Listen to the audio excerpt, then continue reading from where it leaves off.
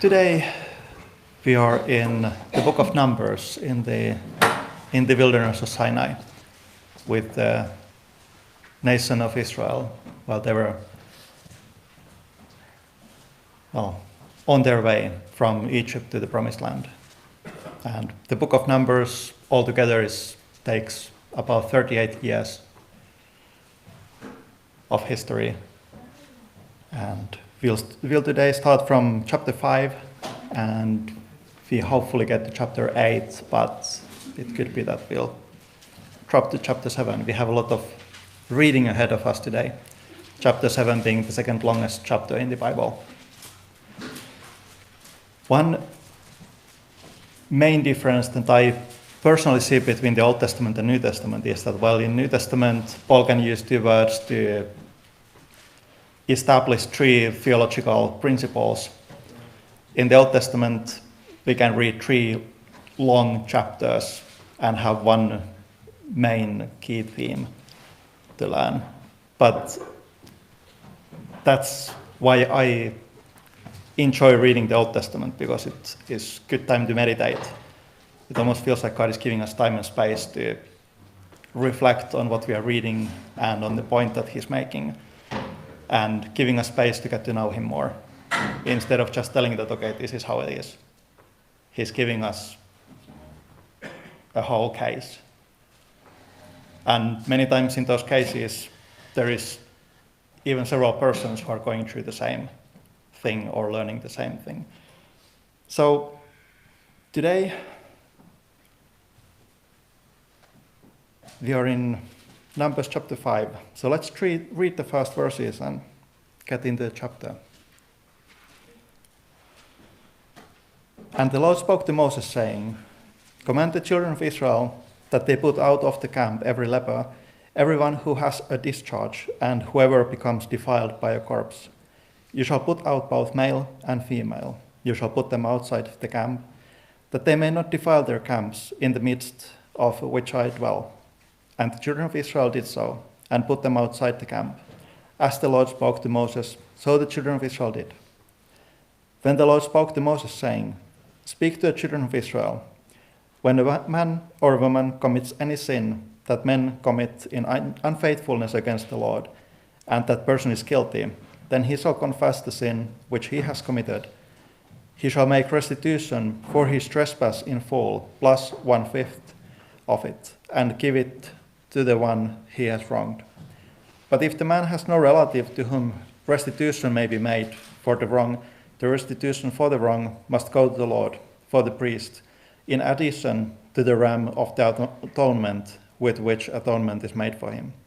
Every offering of all the holy things of the children of Israel, which they bring to the priest, shall be his, and every man's holy things shall be his.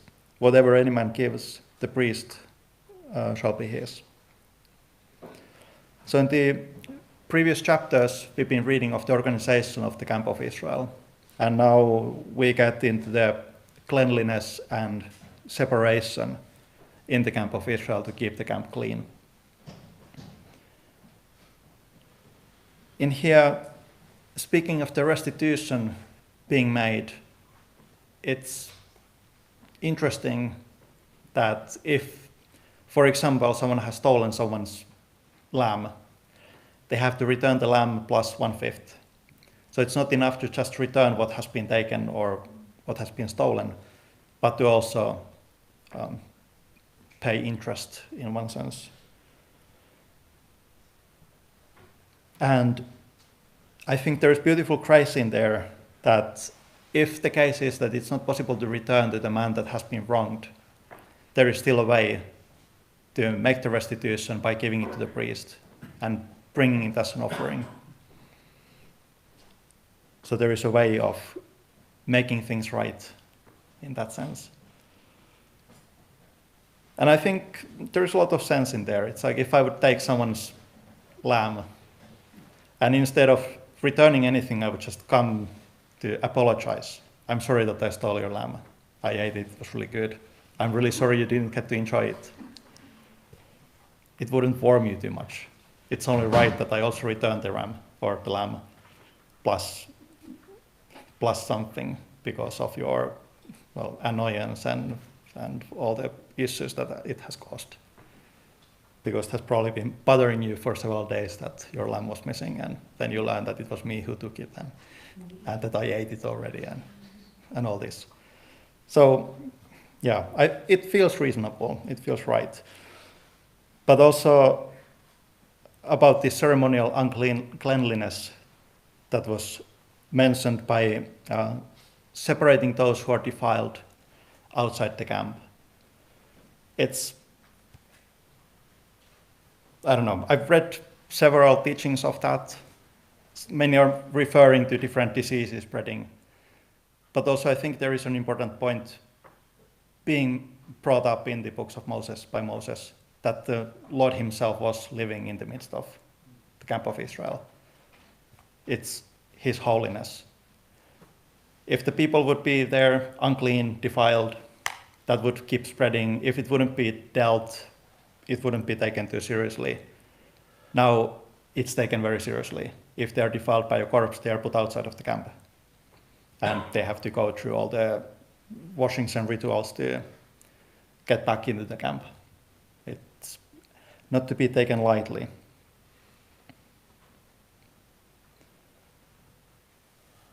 Then, from verse 11, we have an interesting passage of scripture.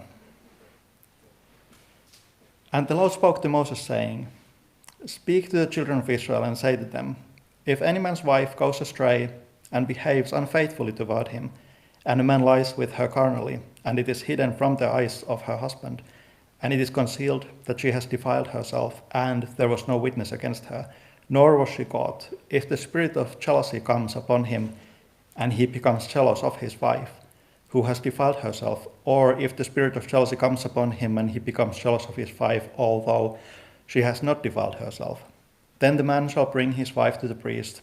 He shall bring the offering required for her, 1/10 of an ephah of barley meal. He shall pour no oil on it, and put no frankincense on it, because it is a grain offering of jealousy, an offering for remembering, for bringing iniquity to remembrance. And the priest shall bring her near, and set her before the Lord. The priest shall take holy water in an earthen vessel, and take some of the dust that is on the floor of the tabernacle, and put it into the water. Then the priest shall stand the woman before the Lord, uncover the woman's head, and put the offering for remembering in her hands, which is the grain offering of jealousy. And the priest shall have in his hand the bitter water that brings a curse. And the priest shall put her under oath, and say to the woman, if no man has lain with you, and if you have not gone astray to uncleanness while under your husband's authority, be free from this bitter water that brings a curse. But if you have gone astray while under your husband's authority, and if you have defiled yourself, and some man other than your husband has lain with you, then the priest shall put the woman under the oath of the curse, and he shall say to the woman, the Lord make you a curse and an oath among your people, when the Lord makes your thigh rot and your belly swell, and may this water that causes the curse go into your stomach, and make your belly swell and your thigh rot. Then the woman shall say, Amen, so be it. Then the priest shall write these curses in a book, and he shall scrape them off into the bitter water, and he shall make the woman drink the bitter water that brings a curse, and the water that brings the curse shall enter her to become bitter. Then the priest shall take the grain offering of jealousy from the woman's hand, shall wave the offering before the Lord, and bring it to the altar, and the priest shall take a handful of the offering as its memorial portion, burn it on the altar, and afterward make the woman drink the water. When he has made her drink the water, then it shall be, if she has defiled herself and behaved unfaithfully toward her husband, that the water that brings a curse will enter her and become bitter, and her belly will swell, her thigh will rot, and the woman will become a curse among her people. But if the woman has not defiled herself and is clean, then she shall be free and may conceive children. This is the law of jealousy.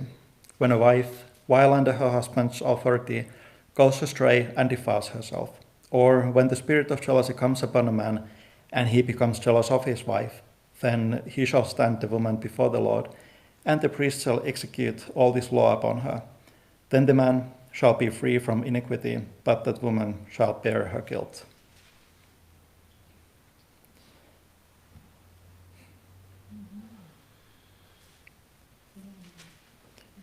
Interesting orders given in here. It's interesting in verse 22, when after the curse has been read, the woman is to say, "Amen, so be it." There is no excuses, there is no discussion about it, it's just acknowledged as it is. And then that there is two sides in there. It's like, this is not that she's been shown guilty already, it's about to show her guilty or not. And it's basically to deal with the jealousy of the man, of the husband. And I think one thing that this tells us is that jealousy in itself is to be dealt with. It is important because jealousy alone can rotten and destroy a marriage and a relationship. This type of suspicion, as depicted here, it would cause a lot of issues. So God has given a way to see what is true in there. Though, then again, if we read the description of what is in this bitter water, the wives probably hoped that their husbands were not the jealous type to eat the dust of the floor of the tabernacle too often. And it was a very public process.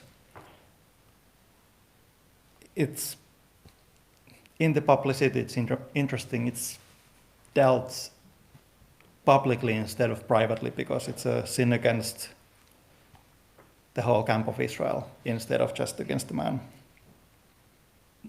And sadly, some rabbinic writings are suggesting that this was not followed anymore after the Babylonian captivity, because the adultery became so frequent that they didn't want to defile the name of the Lord by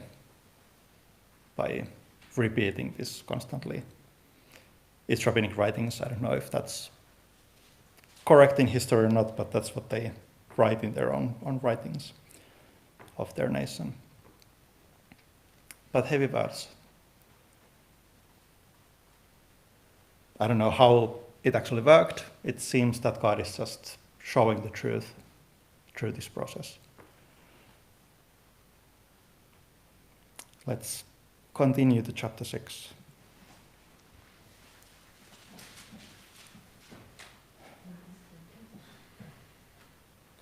Then the Lord spoke to Moses, saying, "Speak to the children of Israel and say to them, when either a man or a woman consecrates an offering to take a vow of a Nazirite to separate himself to the Lord, he shall separate himself from wine and similar drink. He shall drink neither vinegar made from wine nor vinegar made from similar drink. Neither shall he drink any grape juice nor eat fresh grapes or raisins. All the days of his separation he shall eat nothing that is produced by the grapevine from seed to skin. All the days of the vow of his separation no razor shall come upon his head, until the days are fulfilled, for which he separated himself to the Lord. He shall be holy. Then he shall let the locks of the hair of his head grow, all the days that he separates himself to the Lord. He shall not go near a dead body. He shall not make himself unclean, even for his father or his mother, or for his brother or his sister, when they die, because his separation to God is on his head. All the days of his separation he shall be holy to the Lord. And if anyone dies very suddenly beside him, and he defiles his consecrated head, then he shall shave his head on the day of his cleansing. On the seventh day he shall shave it. Then on the eighth day he shall bring 2 turtle doves of 2 young pigeons to the priest to the door of the tabernacle of meeting, and the priest shall offer one as a sin offering and the other as a burnt offering, and make atonement for him, because he sinned in regard to the corpse. And he shall sanctify his head that same day. He shall consecrate to the Lord the days of his separation, and bring a male lamb in its first year as a trespass offering, but the former days shall be lost, because his separation was defiled. Now this is the law of the Nazarite. When the days of his separation are fulfilled, he shall be brought to the door of the tabernacle of meeting, and he shall present his offering to the Lord. One male lamb in its first year, without blemish, as a burnt offering. One ewe lamb in its first year, without blemish, as a sin offering. One ram without blemish, as a peace offering. A basket of unleavened bread, cakes of fine flour mixed with oil, unleavened wafers anointed with oil, and their grain offering with their drink offerings. Then the priest shall bring them before the Lord and offer his sin offering and his burnt offering, and he shall offer the ram as a sacrifice of peace offering to the Lord. With the basket of unleavened bread, the priest shall also offer its grain offering and its drink offering. Then the Nazarite shall shave his consecrated head at the door of the tabernacle of meeting, and shall take the hair from his consecrated head and put it on the fire, which is under the sacrifice of the peace offering. And the priest shall take the boiled shoulder of the ram, one unleavened cake from the basket, and one unleavened wafer, and put them upon the hands of the Nazarite, after he has shaved his consecrated hair, and the priest shall wave them as a wave offering before the Lord.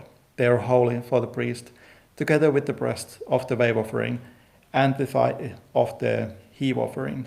After that the Nazarite may drink wine. This is the law of the Nazarite, who vows to the Lord the offering for his separation, and besides that, whatever else his hand is able to provide, according to the vow which he takes. So he must do according to the law of his separation.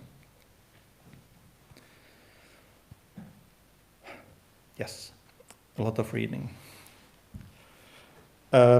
Nazarite is a kind of English transliteration of the Hebrew word nazar or nazir. That means set apart, and that is the meaning of the word. Basically, the word holy also means being like set apart. So the time of the Nazarite vow, I think in the at least rabbinic tradition, the minimum time was 30 days, but I don't know if that was always the same or had always been the same. It was voluntary way of worshipping Lord or thanking Lord. It was not something mandatory or demanded from the people. It was something that people were able to give for God if they wanted to, well, present their joy or offer their joy for the God. I feel that often when we talk of separating ourselves from certain things, we are more concerned about what we have to separate ourselves from, that we cannot do this or that and we cannot go there and here. But in here, it says that the Nazarite is to separate himself to the Lord. And I think that's the main focus here, and in my mind should be our focus as well. We are to be set apart for God. We shouldn't be so concerned about what we cannot do, but more concerned of who we are separated to. The Nazarites, as it said, if they got defiled during those days that had been done already wouldn't count, but they would have to basically start all over again. And there is in history recorded at least one case where Queen Helen had been under Nazarite vow for almost 7 years and got defiled and had to take her 7 years again. I suppose there's many less severe cases, and I'm not sure if that's a fable in the tradition just to make it sound extreme or if it actually happened. But that's what they write. So, yeah, reading this, I don't know how many of you would feel like, okay, I would like to separate myself as a Nazarite for 30 days. With the risk that if you fail in the end, you would start 30 days again. And also counting the cost, because it was really expensive, the sacrifices that had to be made in the end of the vow. And of course, also very public celebration. In the book of Acts, we have a case where Paul came to Jerusalem, and he was under suspicion that he's been teaching against the tradition or against their old ways. And there was this group of guys who had been under Nazarite vow, and the elders in Jerusalem recommended him to be a sponsor for them and join with them and pay for them. And it didn't end up so well because after Jews saw him there in the temple area, they assumed that he had also brought Timothy to the temple, and they were accusing him of bringing a Gentile and defiling the holy place. And that's where he got in jail then, and spent years and years jailed before he got to Rome. And of course, according to plan, God had told him that he will end up to preaching to Rome as well. So it was just maybe different way that he was expecting. And he knew that he has to go to Jerusalem. But that was a case where we see that there was possibly often a sponsor supporting this sacrifice and supporting this endeavor to offer this sacrifice. A wine in the Bible is often sort of symbolizing joy. And here the Nazarite is supposed to fully separate himself from wine. It's not about how much he was able to drink, but that he wasn't allowed to eat raisins. He was to not touch any produce of wine. God was to be his joy. And of course, I think that also applies to us in our lives. God is to be our joy in all. It's instead of all that this world can offer, instead of all that our society can offer, as Christians, we should remember that we are separated to God. He is our joy. He has given his life for us. And the New Testament is calling us to give ourselves as a living sacrifice for him.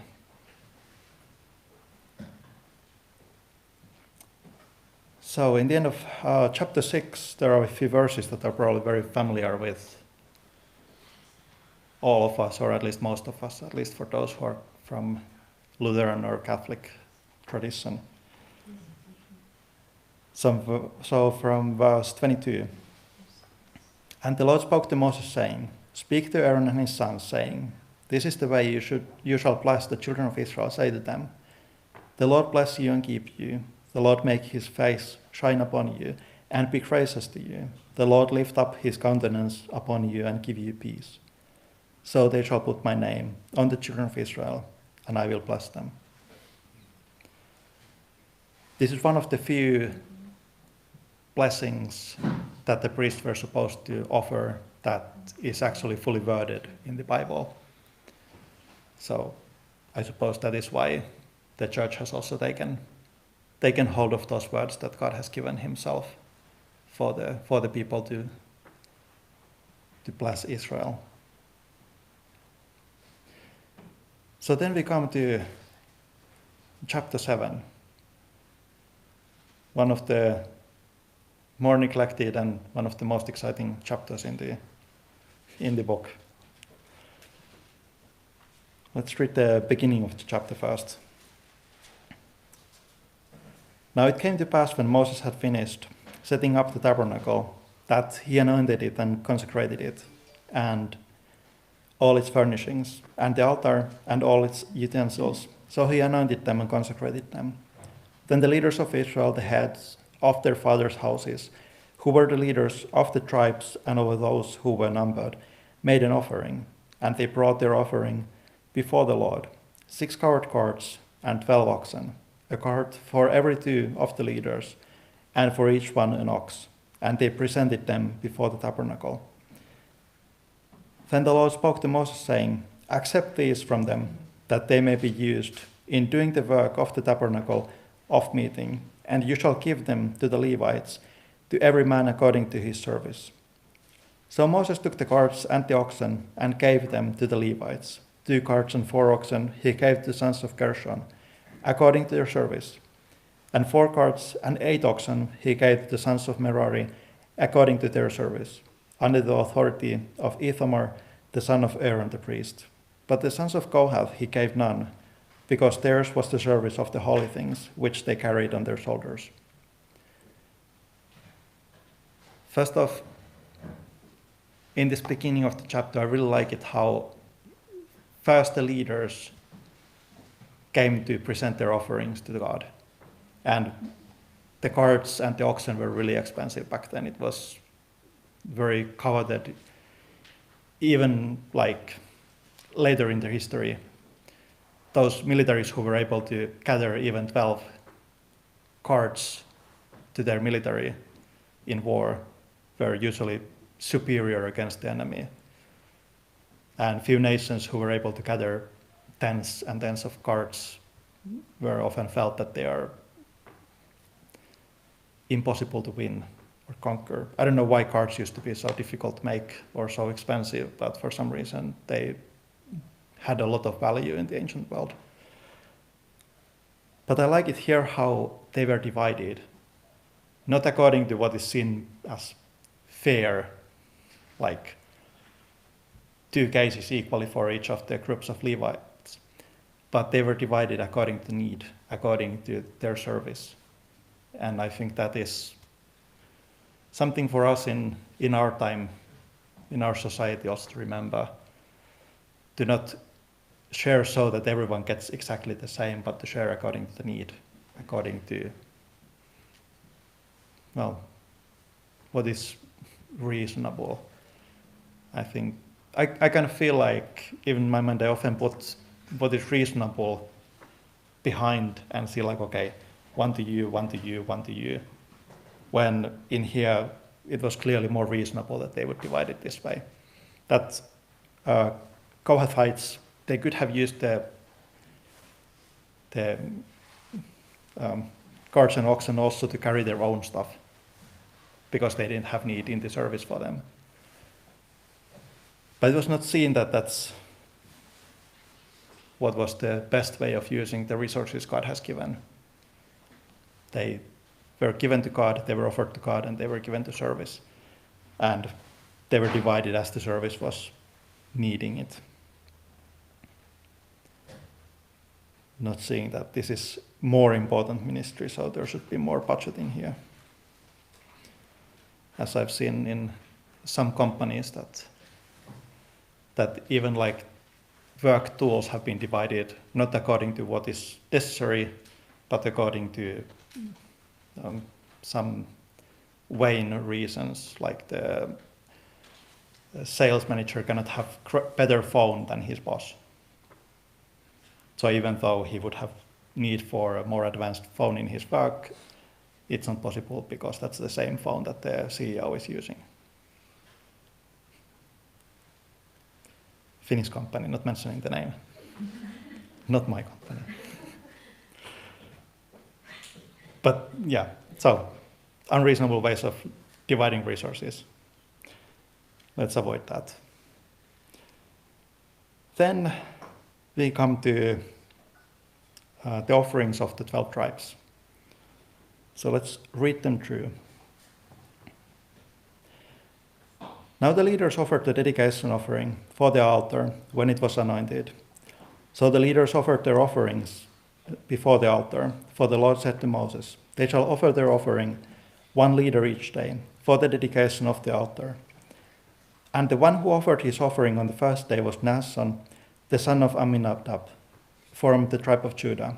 His offering was 1 silver platter, the weight of which was 130 shekels, and 1 silver bowl of 70 shekels, according to the shekel of the sanctuary, both of them full of fine flour mixed with oil, as a grain offering, 1 gold pan of 10 shekels, full of incense, 1 young bull, 1 ram, and 1 male lamb in its first year as a burnt offering, 1 kid of the goats as a sin offering, and for the sacrifice of peace offerings 2 oxen, 5 rams, 5 male goats, and 5 male lambs in their first year. This was the offering of Naasson, the son of Amminadab.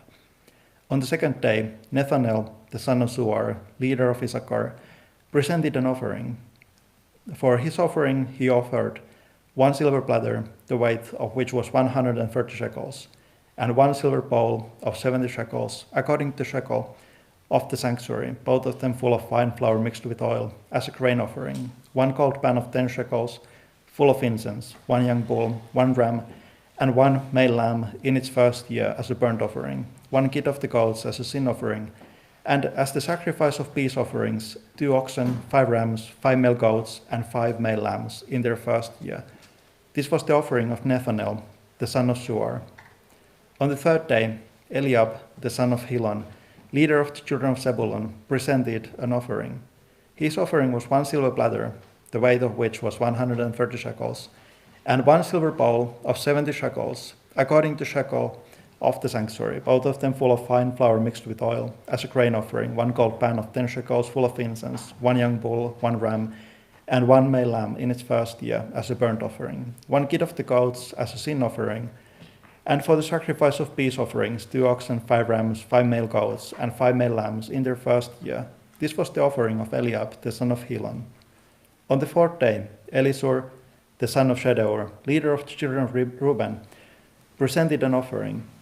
His offering was 1 silver platter, the weight of which was 130 shekels, and 1 silver bowl of 70 shekels, according to shekel of the sanctuary, both of them full of fine flour mixed with oil, as a grain offering, 1 gold pan of 10 shekels, full of incense, 1 young bull, 1 ram, and 1 male lamb in its first year as a burnt offering, 1 kid of the goats as a sin offering, and as the sacrifice of peace offerings, 2 oxen, 5 rams, 5 male goats, and 5 male lambs in their first year. This was the offering of Elisur the son of Shedeur.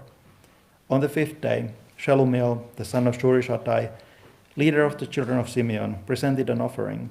His offering was 1 silver platter, the weight of which was 130 shekels, and 1 silver bowl of 70 shekels, according to shekel of the sanctuary, both of them full of fine flour mixed with oil, as a grain offering, 1 gold pan of 10 shekels, full of incense, 1 young bull, 1 ram, and 1 male lamb in its first year as a burnt offering, 1 kid of the goats as a sin offering, and as the sacrifice of peace offerings, 2 oxen, 5 rams, 5 male goats, and 5 male lambs in their first year. This was the offering of Shelumiel, the son of Shurishaddai. On the sixth day, Eliashaph, the son of Deuel, leader of the children of God, presented an offering. His offering was 1 silver platter, the weight of which was 130 shekels, and 1 silver bowl of 70 shekels, according to shekel of the sanctuary, both of them full of fine flour with oil, as a grain offering, 1 gold pan of 10 shekels, full of incense, 1 young bull, 1 ram, 1 male lamb in its first year as a burnt offering, 1 kid of the goats as a sin offering, and as the sacrifice of peace offerings, 2 oxen, 5 rams, 5 male goats, and 5 male lambs in their first year. This was the offering of Eliashaph, the son of Deuel. On the seventh day, Elishama, the son of Ammihud, leader of the children of Ephraim, presented an offering. His offering was 1 silver platter, the weight of which was 130 shekels, and 1 silver bowl of 70 shekels, according to shekel of the sanctuary, both of them full of fine flour, mixed with oil, as a grain offering, 1 gold pan of 10 shekels, full of incense, 1 young bull, 1 ram, and 1 male lamb in its first year as a burnt offering, 1 kid of the goats as a sin offering, and as the sacrifice of peace offerings, 2 oxen, 5 rams, 5 male goats, and 5 male lambs in their first year. This was the offering of Elishama, the son of Ammihud. On the eighth day, Gamaliel, the son of Pedashur, leader of the children of Manasseh, presented an offering. His offering was 1 silver platter, the weight of which was 130 shekels, and 1 silver bowl of 70 shekels, according to shekel of the sanctuary, both of them full of fine flour mixed with oil, as a grain offering, 1 gold pan of 10 shekels, full of incense, 1 young bull, 1 ram, and 1 male lamb in its first year as a burnt offering, 1 kid of the goats as a sin offering, and as the sacrifice of peace offerings, 2 oxen, 5 rams, 5 male goats, and 5 male lambs in their first year. This was the offering of Gamaliel, the son of Pedashur. On the ninth day, Abidan, the son of Gideoni, leader of the children of Benjamin, presented an offering. His offering was 1 silver platter, the weight of which was 130 shekels, and 1 silver bowl of 70 shekels, according to shekel of the sanctuary, both of them full of fine flour mixed with oil, as a grain offering, 1 gold pan of 10 shekels, full of incense, 1 young bull, 1 ram, and 1 male lamb in its first year as a burnt offering, 1 kid of the goats as a sin offering, and as the sacrifice of peace offerings, 2 oxen, 5 rams, 5 male goats, and 5 male lambs in their first year. This was the offering of Abidan, the son of Gideoni. On the 10th day, Ahiezer, the son of Ammishaddai, leader of the children of Dan, presented an offering. His offering was 1 silver platter, the weight of which was 130 shekels, and 1 silver bowl of 70 shekels, according to shekel of the sanctuary, both of them full of fine flour mixed with oil as a grain offering. 1 gold pan of 10 shekels full of incense, 1 young bull, 1 ram, and 1 male lamb in its first year as a burnt offering. 1 kid of the goats as a sin offering, and as the sacrifice of peace offerings, 2 oxen, 5 rams, 5 male goats, and 5 male lambs in their first year. This was the offering of Ahiezer, the son of Ammishaddai. On the 11th day, Pagiel, the son of Ochran, leader of the children of Asher, presented an offering. His offering was 1 silver platter, the weight of which was 130 shekels, and 1 silver bowl of 70 shekels, according to shekel of the sanctuary, both of them full of fine flour mixed with oil as a grain offering. 1 gold pan of 10 shekels full of incense, 1 young bull, 1 ram, and 1 male lamb in its first year as a burnt offering, 1 kid of the goats as a sin offering, and as the sacrifice of peace offerings, 2 oxen, 5 rams, 5 male goats, and 5 male lambs in their first year. This was the offering of Pagiel, the son of Ochran. On the 12th day, Ahira, the son of Enan, leader of the children of Naphtali, presented an offering. His offering was 1 silver platter, the weight of which was 130 shekels, and 1 silver bowl of 70 shekels, according to shekel of the sanctuary, both of them full of fine flour mixed with oil as a grain offering. 1 gold pan of 10 shekels full of incense, 1 young bull, 1 ram, and 1 male lamb in its first year as a burnt offering. 1 kid of the goats as a sin offering, and as the sacrifice of peace offerings, 2 oxen, 5 rams, 5 male goats, and 5 male lambs in their first year. This was the offering of Ahira, the son of Enan. This was the dedication offering for the altar from the leader of Israel when it was anointed. 12 silver platters, 12 silver bowls, and 12 gold pans. Each silver platter weighed 130 shekels, and each bowl 70 shekels. All the silver of the vessel weighed 2,400 shekels, according to the shekel of the sanctuary. The 12 gold pans full of incense weighed 10 shekels apiece, according to the shekel of the sanctuary. All the gold of the pans weighed 120 shekels. All the oxen for the burnt offering were 12 young bulls, the rams 12, the male lambs in their first year 12, with their grain offering, and the kids of the goats as a sin offering 12.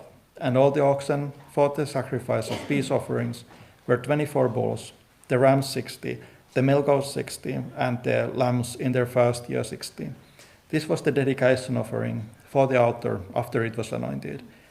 Now when Moses went into the tabernacle of meeting to speak with him, he heard the voice of one speaking to him from above the mercy seat that was on the ark of the testimony from between the 2 cherubim. Thus he spoke to him.